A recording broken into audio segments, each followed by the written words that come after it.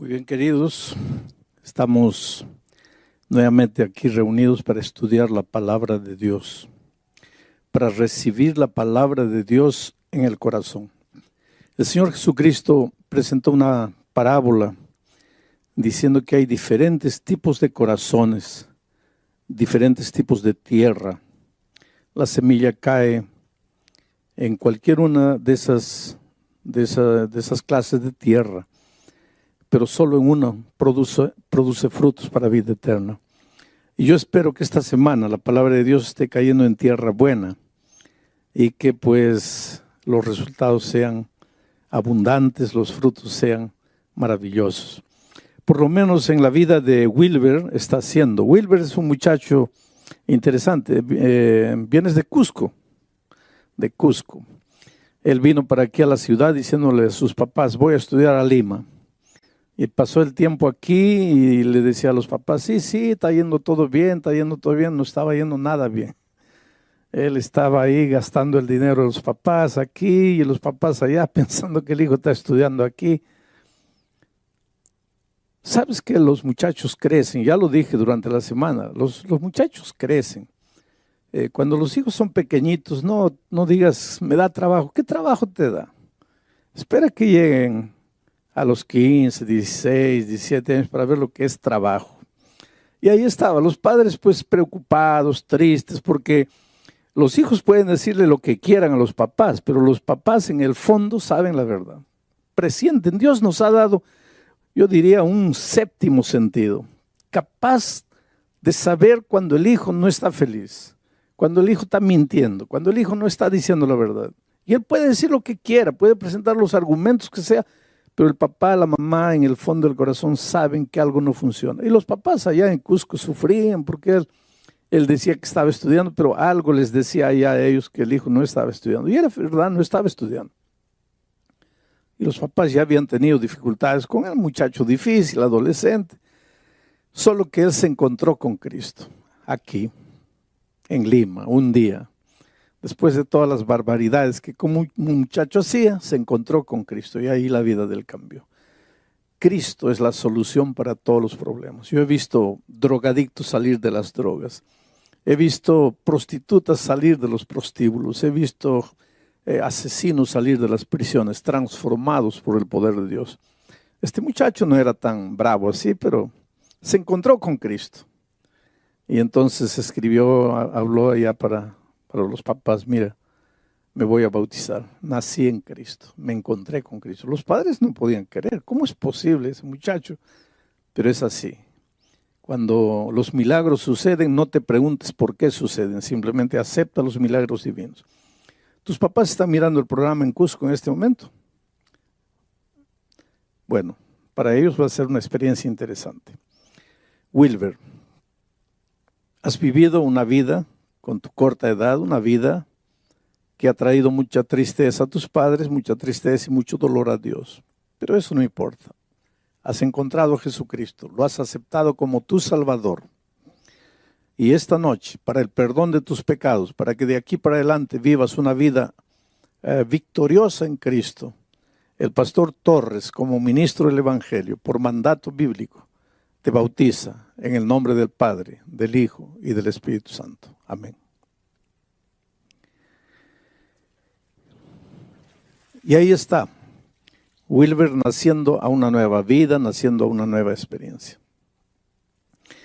Me alegra ver esta noche aquí en el auditorio jóvenes bonitos, todas las noches veo. Algunos ya no tan jóvenes, pero todavía bonitos.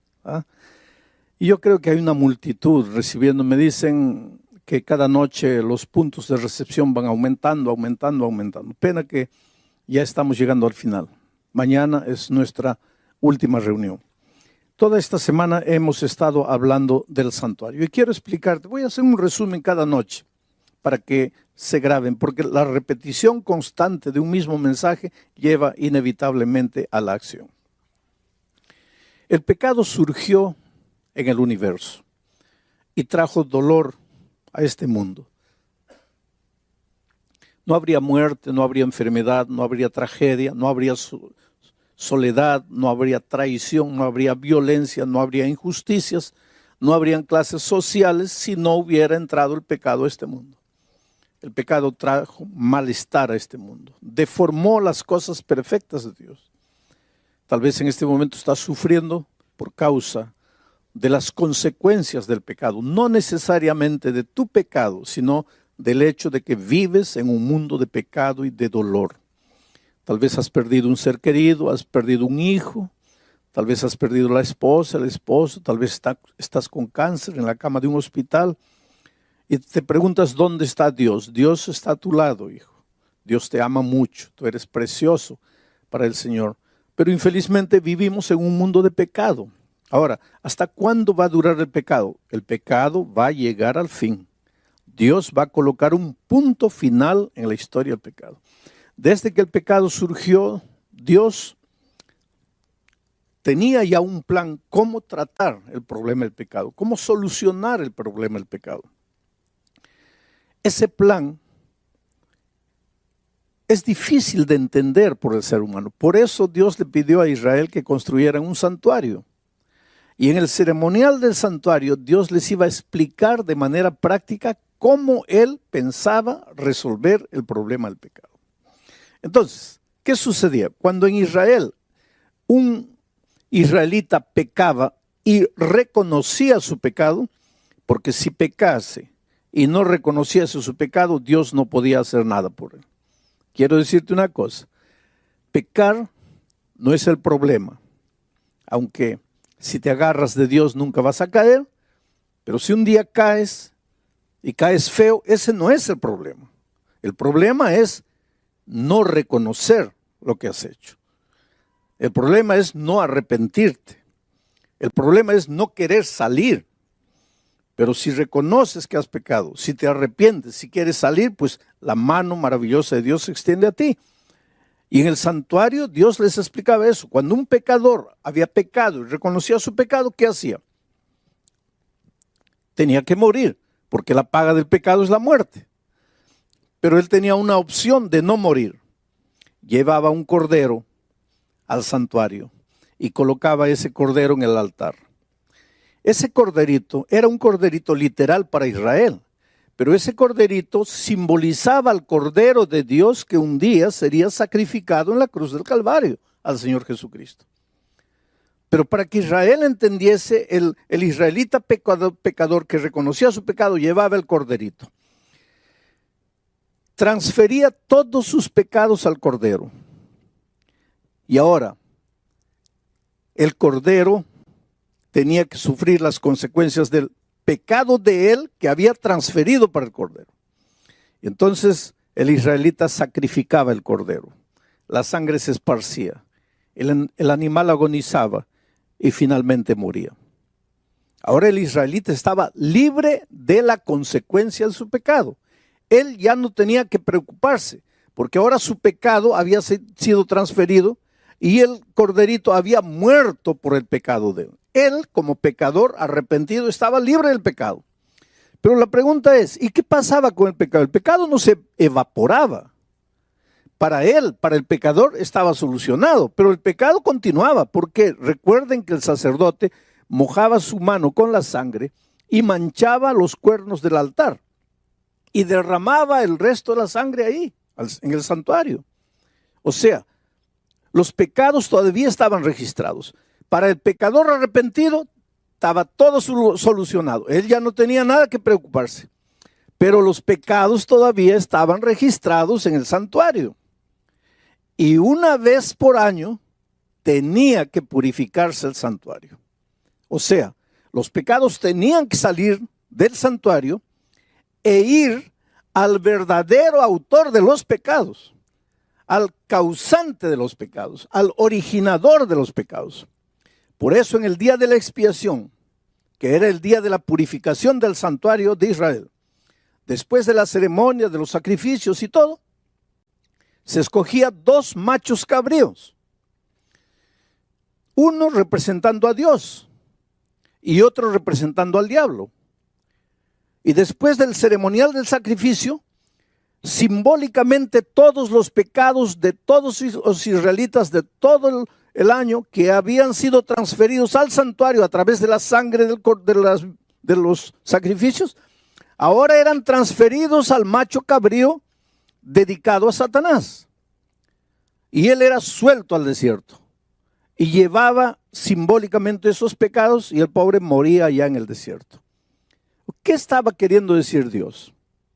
Que tú pecaste y la consecuencia del pecado es la muerte, pero tú estás libre de la consecuencia del pecado, que es la muerte, al transferir tus pecados para Cristo. Pero Cristo no pecó, y aunque murió por tus pecados, el verdadero causante del pecado tiene finalmente que pagar por lo que hizo. Y eso va a suceder en el milenio. Y finalmente, cuando terminado el milenio, Cristo venga y el enemigo pues muera por causa de todos los pecados que originó en toda la historia del mundo. Ahora, voy a leer un texto que es el primer texto de esta noche, que nos va a ilustrar lo que estoy diciendo. Miren lo que dice. El capítulo 10 de Hebreos, perdón, el capítulo 9 de Hebreos. A partir del versículo 23, mira lo que dice. Fue pues necesario que las figuras de las cosas celestiales, ¿cuáles son las figuras de las cosas celestiales? El santuario de esta tierra, porque el santuario de la tierra fue construido siguiendo el modelo del santuario del cielo. Entonces, mira lo que dice el autor de Hebreos. Fue pues necesario que las figuras de las cosas celestiales fuesen purificadas así. ¿De qué manera? De esa manera que acabo de explicar. Pero las cosas celestiales mismas tienen que ser purificadas con mejores sacrificios que estos. Porque no entró Cristo en el santuario hecho de mano, figura del verdadero, sino que Cristo entró en el cielo mismo para presentarse ahora por nosotros ante Dios. Y no para ofrecerse muchas veces, como entra el sumo sacerdote en el lugar santísimo cada año con la sangre de los animales. De otra manera, le hubiera sido necesario a Cristo padecer muchas veces desde el principio del mundo. Pero ahora, en la consumación de los siglos, en nuestros días, se presentó Jesús una vez para siempre por el sacrificio de sí mismo para quitar de en medio el pecado.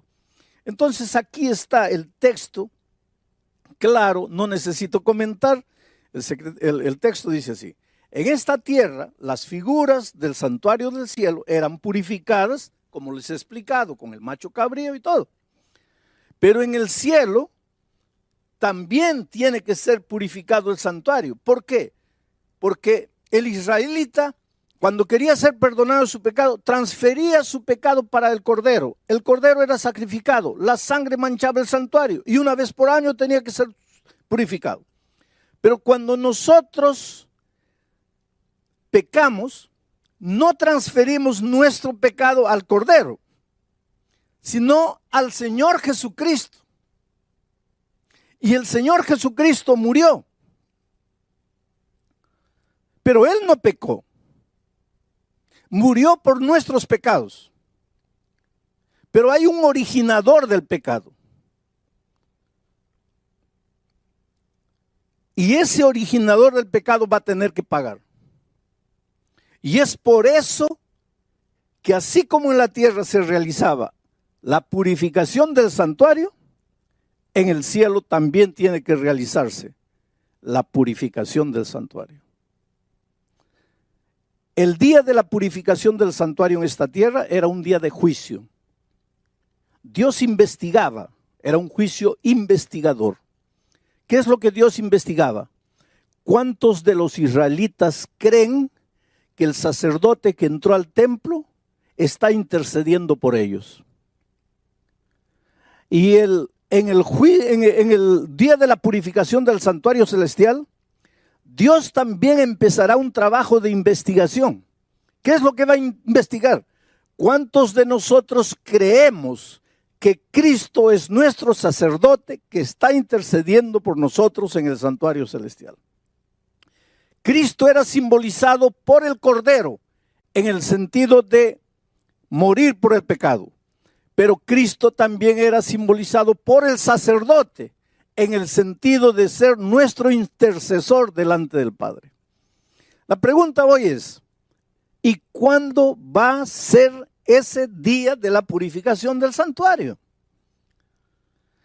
Y entonces voy a leer para ustedes el libro de Daniel, capítulo 8, versículo 14.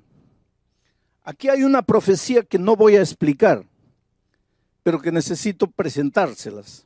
Dice así: y él dijo, hasta 2300 tardes y mañanas, y entonces el santuario será purificado. Aquí ya nos está hablando del santuario de esta tierra, porque el santuario de esta tierra se purificaba una vez cada año. Aquí se está hablando de una única purificación del santuario de los cielos. Y aquí se nos está dando la fecha de cuándo va a empezar la purificación del santuario en los cielos. Y la profecía dice, hasta 2300 tardes y mañanas y el santuario será purificado. Ahora, yo les dije que no les voy a explicar la profecía en detalle, pero yo los desafío, estudien la profecía. La mayoría de ustedes está participando de grupos de estudios pequeños en las casas. Estudien la profecía, conozcan la profecía, pero yo les voy a presentar así ligeramente porque el tiempo no nos permite y porque tendríamos que leer muchos textos de la Biblia. Pero si ustedes ven el capítulo 9 de Daniel, ustedes van a ver ahí otra profecía que nos indica cuándo comienza ese periodo de 2300 tardes y mañanas. Quiero decir que una tarde y una mañana es un día, y que bíblicamente en el lenguaje profético un día simboliza un año. En otras palabras, esta profecía está diciendo, cuenta 2300 años y ahí el santuario va a ser purificado. ¿Cuándo comienza la profecía? Si tú lees el capítulo 9 de Daniel, vas a ver que esa profecía empieza el año 457 antes de Cristo, con el decreto de Artajerjes para reconstruir los muros de Jerusalén. Está todo explicado ahí. Y si tú a partir del año 457 comienzas a contar 2300 años, 1, 2, 3, esa profecía es admirable porque esa profecía anuncia la época del bautismo de Cristo, de la muerte de Cristo, en fin, anuncia detalles que yo no estoy tratando ahora. Pero si tú vas contando 1, 2, 3, vas a ver que 2300 años termina exactamente el 22 de octubre de 1844. ¿Qué año estamos ahora? Año 2014. Entonces, no es mucho tiempo atrás. El 22 de octubre de 1844, de acuerdo a esta profecía, comenzó la purificación del santuario celestial. O sea, el Señor Jesucristo empezó el juicio investigador de las naciones. O sea, el Señor Jesucristo empezó a ver quién en la tierra confía en Él como su abogado defensor en las cortes celestiales. ¿Quién en la tierra cree que Él ha sido la víctima que ha muerto para sustituir el pecado del pecador? En estos momentos, a partir del año 1844, de acuerdo a esta profecía, todos estamos siendo juzgados, pero juzgados en base a cuánto confiamos en el Señor Jesucristo como nuestro sacerdote. Hoy vivimos en tiempos especiales. Nadie puede jugar con el tiempo en que vivimos. ¿Y qué pasará cuando termine el juicio de las naciones? Cristo volverá para cumplir su promesa y ahí sucederá lo que está simbolizado en eso de que los pecados son transferidos al macho cabrío que representa al diablo. Entonces, cuando Cristo venga, sucederá todo eso. Pero estamos viviendo en días en que nosotros tenemos que depositar nuestra confianza en Cristo, porque en el juicio Dios está investigando si yo creo en Jesucristo o no, si yo creo que Él ha muerto por mí o no, si yo creo que Él es mi abogado defensor en el reino de los cielos o no, si yo creo que Él está intercediendo por mí o no. Eso es lo que está siendo juzgado. Por eso la Biblia dice, hoy es el día de buena nueva. Hoy es el día de salvación. Ahora, lo que poca gente sabe es que el 22 de octubre de 1844 sucedieron dos cosas en el universo. Una cosa sucedió en el cielo. ¿Qué es lo que sucedió en el cielo? Empezó la purificación del santuario celestial. Empezó el juicio de las naciones. Y la otra cosa sucedió en la tierra. ¿Qué es lo que sucedió en la tierra? Dios levantó un grupo de mensajeros. Dios levantó un grupo de seres humanos con un mensaje especial. ¿Por qué? Si en 1844 estaba empezando el juicio investigador y en la tierra nadie sabía, pues nadie se prepararía. Entonces, para que los seres humanos se preparen para ese evento glorioso, al mismo tiempo que en el cielo empezó el juicio, empezó el día de la purificación, en la tierra Dios levantó un pueblo. Y esa profecía está registrada aquí en el libro de Apocalipsis 14, a partir del versículo 6, y les voy a leer, dice así: vi volar por en medio del cielo a otro ángel. En el lenguaje profético, un ángel simboliza a un mensajero. Vi volar en el medio del cielo a otro ángel que tenía el evangelio eterno.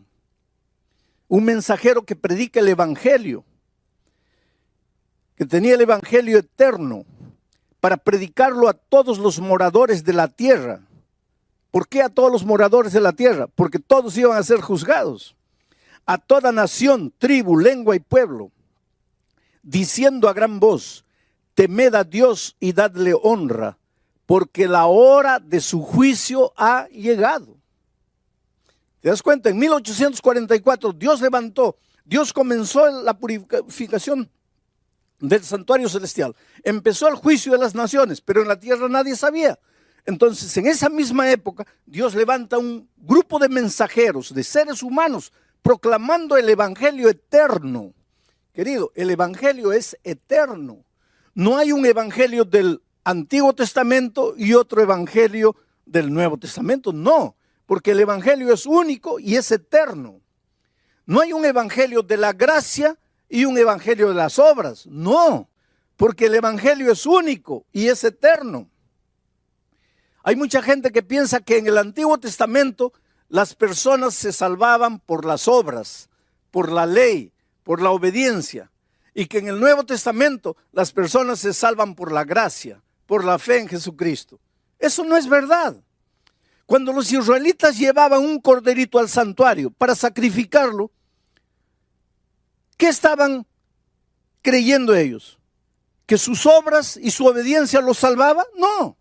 Estaban depositando su fe en el Cordero, en la gracia de Cristo, porque ese Cordero simbolizaba el Cordero de Dios que quita el pecado del mundo.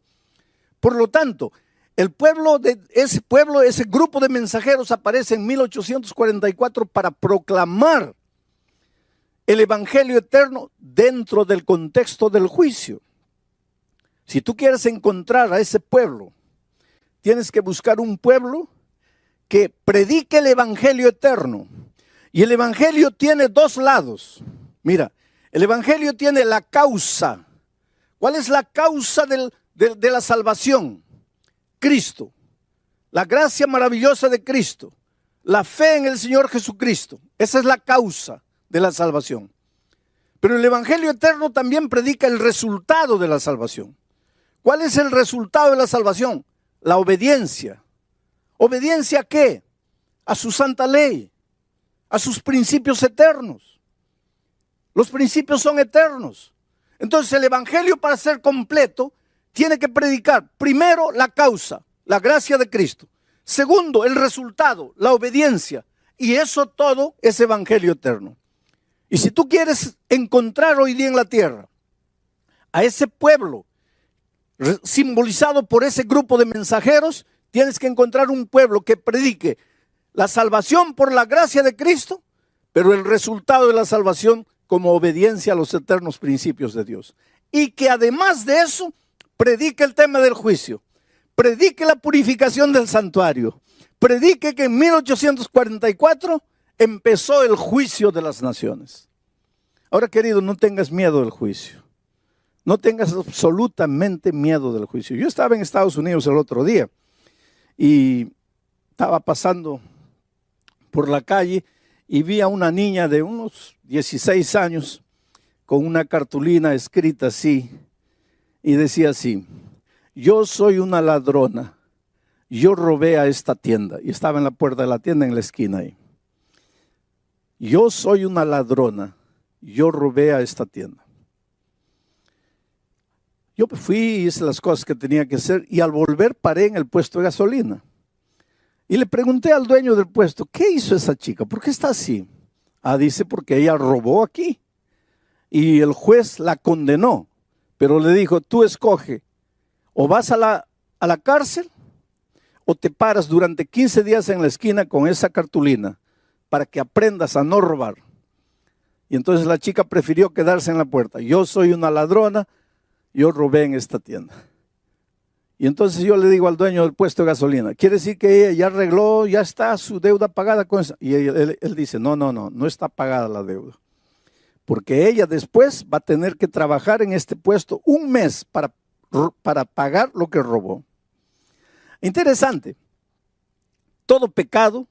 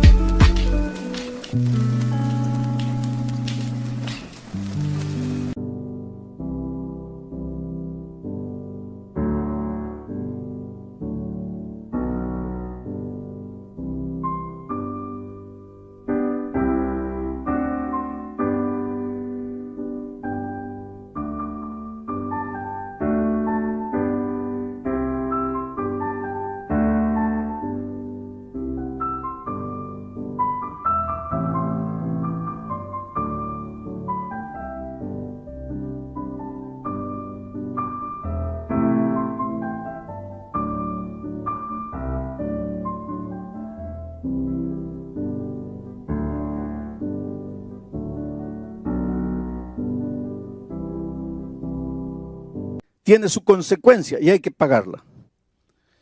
Pero no está resuelto. Y eso es lo que sucede en el santuario. Cuando confesamos el pecado a Dios, estamos perdonados y salvos en Cristo. Tú no tienes que tener duda de que ya estás salvo en Cristo. No salgas con la duda, que viene el juicio investigador, porque el juicio no es para condenarte. Mira, yo te digo, hay mucha gente que tiene miedo al juicio. Viene el juicio final. Querido, no tengas miedo al juicio. Miedo del juicio tiene que tener el culpable, no el inocente. Vamos a decir que yo tengo una casa y me voy de viaje y te la presto. Y tú te quedas ahí. Y vuelvo un año después y tú, durante el año que yo estaba ausente, hiciste unos papeleos y te apoderaste de la casa. Ahora yo llego y tú me cierras la puerta y dices, no, esa casa ya no es tuya. Era tuya, pero ahora ya me pertenece a mí. Entonces vamos a juicio para ver de quién es la casa. Yo te pregunto, ¿quién es que tiene que tener miedo al juicio? ¿Tú que te quedaste con la casa o yo que soy dueño de la casa? ¿Tú que eres el culpable o yo que soy el inocente? ¿Quién es que tiene que tener miedo al juicio? Entonces, querido, no tengas miedo al juicio. ¿Por qué? Porque aunque eres un miserable pecador, y yo también, hemos confesado nuestros pecados. Hemos transferido nuestros pecados a Cristo. Él ha muerto por nosotros. Y ahora, como el sacerdote lo hacía antiguamente, Él está allá en el cielo, intercediendo por nosotros. Y el juicio solo está verificando quién en la tierra cree que Jesucristo murió por nosotros. Y quién en la tierra cree que Jesucristo es nuestro sacerdote intercesor. ¿No es maravilloso? Ve a la casa en paz. Confía en el perdón maravilloso de Jesucristo. Yo te digo una cosa, mira. No importa lo que has hecho en tu vida.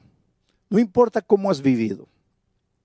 Yo siempre digo que lo peor que el pecado hace es que te carga de una culpa de la cual no puedes libertarte. Hay gente que me dice así: pastor, está bien, Dios me perdona, pero yo no me perdono. Pues entonces, con todo cariño y con todo respeto, yo te hago una pregunta. ¿Y quién eres tú para no perdonarte? ¿Tú moriste en la cruz del Calvario por tus pecados? ¿Tú sufriste? ¿Tú lloraste? ¿A ti te abandonaron tus discípulos? ¿A ti te clavaron una corona de espinas? ¿A ti te escupieron en el rostro? ¿No? Entonces, ¿qué derecho tienes de decir yo no me perdono? Porque el único que podría decir yo no te perdono es el Señor Jesucristo. Porque Él sí sufrió por ti, lloró por ti y murió por ti. Y sin embargo, Él te mira a los ojos y te dice: hijo, yo sé lo que has hecho. Yo sé cómo has vivido. Hija, yo sé tu historia. Yo conozco tu historia mejor que tú, pero no te condeno.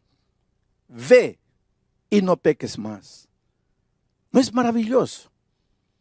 Anduvimos por nuestros caminos. Nos herimos. Conocimos las profundidades de la miseria y del pecado de esta vida. Y de repente transferimos todo eso para Jesucristo. Y Él nos abre los brazos y dice: listo, vete en paz. Yo voy a morir por ti. Yo voy a pagar las consecuencias de tu pecado. Pero finalmente, cuando termine el juicio y cuando Cristo venga, todos los pecados de toda la humanidad, finalmente el enemigo de Dios, que fue el originador del pecado, tendrá que pagar por los pecados que Él provocó. Hoy día Él te puede tentar, te puede engañar: ven a mí, y tú caes. No eres exento de culpa. Pecaste, aceptaste pecar, caíste, eres responsable, pero tu responsabilidad es transferida para Cristo, tu culpa es transferida para Cristo y eres perdonado. Pero aunque tú eres responsable, hay un originador. Y ese originador va a pagar por lo que hizo. Pero hoy, querido, hoy es el día de buena nueva. Hoy es el día de salvación. Tú puedes ir llevándole a Jesucristo tu vida completamente destruida. Él te va a perdonar. Yo conozco a un hombre en el Brasil, he contado muchas veces su historia, Adilson da Silva, conocido como Falcón Alegre, Falcón Ligero, terrible delincuente, matador, asesino profesional, traficante de drogas. Huía de la policía para aquí y para allá, hasta que un día lo agarraron y lo condenaron.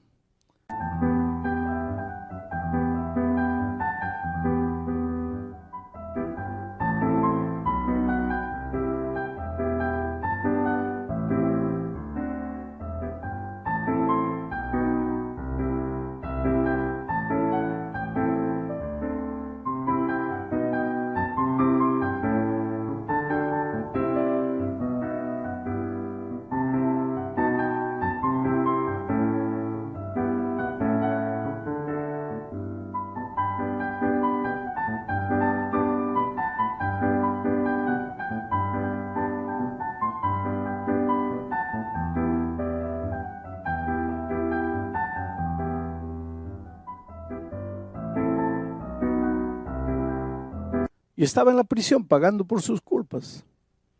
Hombre malo, instintos asesinos.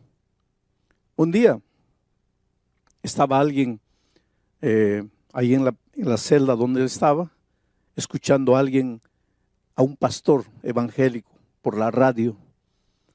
Y Adilson se despertó con el sermón del pastor, pero se encolerizó porque lo despertaron. Entonces agarró al hombre que estaba con la radio y lo ahorcó. Y agarraron al asesino, lo llevaron a una celda solitaria.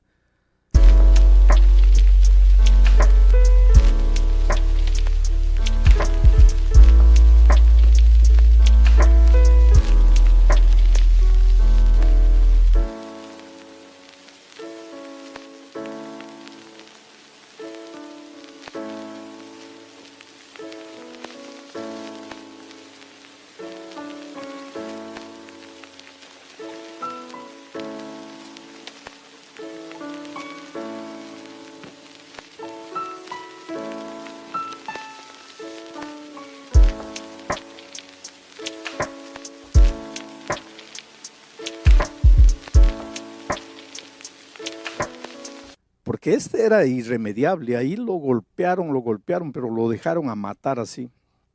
Ya en la celda solitaria, listo para morir, golpeado de todo lado. Él mismo ya en la agonía pensaba, Dios mío, voy a morir. Y cuando sintió que se estaba muriendo, que ahora sí se iba, en su desesperación clamó a Dios. Y dijo, Señor, tú ahí en la radio decías que puedes perdonar, que puedes hacer de nuevo. Y yo toda mi vida he sido un hombre malo. Yo acabo de matar a alguien. Para mí no hay perdón. Yo no creo en ti. Pero si tú eres real, Señor, aunque yo no tengo derecho de pedirte nada, ven aquí, aparece aquí, yo quiero verte. Y en su agonía él vio a un hombre de terno blanco ahí parado en su celda mirándolo. Y le dijo, ¿me llamaste? Estoy aquí. Y él se desmayó. Cuando se despertó, no tenía nada. No sentía dolor. Se miró el cuerpo. No había sangre. Comenzó a saltar como un loco dentro de la celda. Estaba sano. Estaba agonizando un momento atrás y ahora estaba completamente sano. Y ahí volvió a caer de rodillas.